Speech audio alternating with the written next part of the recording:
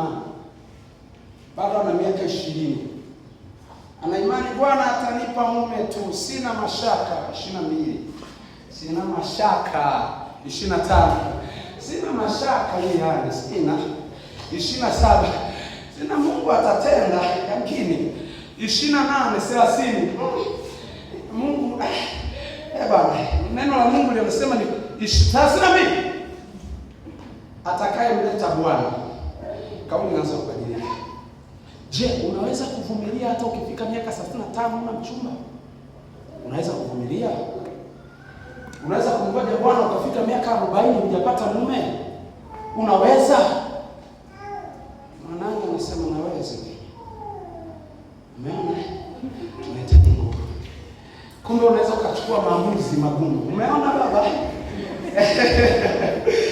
Unajua tunataka tufike mahali tunaenda kwenye fact. Yaani ule ukweli.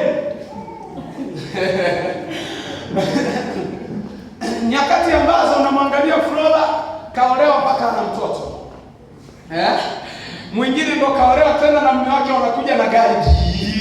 Mwingine ndio menda yuko na mume wake mhubiri. Anamchukua na video.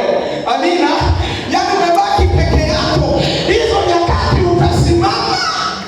Utaendelea na imani ile ile.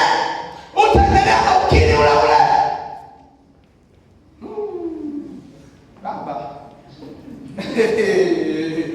Asikwambie mtu. Asikwambie mtu, tunamhitaji Mungu peke yake.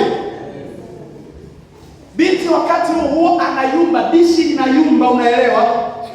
Anakuwa leo cha kutoka wala cha kuingia. Kipindi hicho hata aje msela bodaboda wala kunafikiri hata angalia tena kazi yake kiroho. Amejaa roho, haangalii tena. Kauli yake ni moja, Bwana kanikumbuka. Kumbe hata sio Bwana. Unafikiri kwa rahisi Hosea kwenda kuoka hapa? Jiulize baba Maringo. Uende pale samaki. Anajuza hapa, anatoka kwako. Anaenda kwa mwanaume mwingine. Alafu unamfuata. Kama hujasoma ibara zote za vifungu vya sheria. Unaziona hizo nyakati? Na kuonyesha hizo nyakati. Unajua ni rahisi kusoma.